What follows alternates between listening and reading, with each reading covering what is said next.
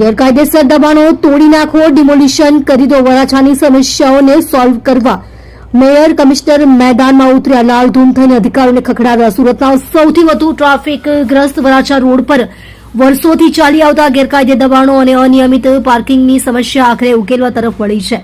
ધારાસભ્ય કુમાર કાનાણીના પત્ર બાદ મેયર દક્ષેશ માવાણી અને પોલીસ કમિશનર અનુપમસિંહ ગહેલોતે આજે વ્યક્તિગત રીતે મેદાનમાં ઉતરીને સ્થળની મુલાકાત લીધી. ગુસ્સે ભરાયેલા મેયરે અધિકારીઓને સ્પષ્ટ આદેશ આપ્યો કે જ્યાં પરમિશન નથી ત્યાં તોડી નાખો, ડિમોલિશન કરી નાખો. હવે કોઈ દયા નહીં. વરાછા રોડ પરની ગંભીર પરિસ્થિતિને પહોંચી વળવા માટે મહાનગરપાલિકા અને પોલીસ હવે સંયુક્ત એક્શન મોડ શરૂ કરી દીધું છે. ગેરકાયદે દબાણો દેખાય ત્યાં રાહ જોયા વગર કાર્યવાહી શરૂ કરી દો. વરાછા રોડ પરની ગંભીર ટ્રાફિકની સ્થિતિ અને દબાણો જોઈને મેયર દક્ષેશ માવાણી અધિકારીઓ પ્રત્યે નારાજગી વ્યક્ત કરી હતી અને લાલધૂમ થયા હતા. તેમણે સ્પષ્ટપણે કહ્યું હતું કે વરાછામાં ટ્રાફિકનો પ્રોબ્લેમ વધારે છે. ગેરકાયદે હોય તો કાઢી નાખો, જ્યાં પરમિશન નહીં હોય ત્યાં ડિમોલિશન કરી નાખો.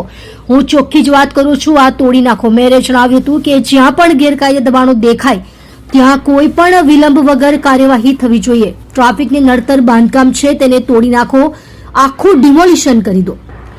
મેયરે ટ્રાફિક ડીસીપી પન્ના મોમૈયા સાથે ખાસ વાતચીત કરી હતી અને કડક સૂચના આપી હતી. તેમણે કહ્યું કે જેટલા પણ ટ્રાફિકને નડતર રૂપ બાંધકામ છે તેને તોડી નાખો, આખું ડિમોલિશન કરી દો. આ બધું જ પ્રાયોરિટીમાં લેજો. જેનું પરમિશન નથી તેને તોડી નાખો, સાફ કરી નાખો, ડિમોલિશન કરી નાખો. આ આદેશો સ્પષ્ટ સંકેત આપે છે કે હવે વરાછા વિસ્તારમાં ગેરકાયદેસર બાંધકામો અને દબાણો સામે કોઈ દયા રાખવામાં આવશે નહીં. મેયરે વરાછા વિસ્તારની ટ્રાફિક સમસ્યાનું નિરૂપણ કરતા જણાવ્યું હતું કે આ વિસ્તારમાં ટ્રાફિકની સમસ્યાઓ સૌથી વધારે છે. ગેરકાયદેસર દબાણો અને રસ્તા પરના પાર્કિંગને કારણે આ વિસ્તારમાં જાણે માત્ર એક જ લાઇન ચાલતી હોય તેવો માહોલ સર્જાય છે. ટુ વ્હીલર વાહનો પણ રસ્તા પર પાર્ક થવાથી અવરજવર ખોરવાય છે અને આ પરિસ્થિતિને કારણે લોકોને ભારે હાલાકીનો સામનો કરવો પડે છે. બ્રિજ નીચેનું જે દબાણ હતું અને મહાનગરપાલિકા અને આજે કમિશનરશીપ પણ આજે વિઝિટ પર આવ્યા છે અને હું પણ સાથ પુરાવ્યો છે.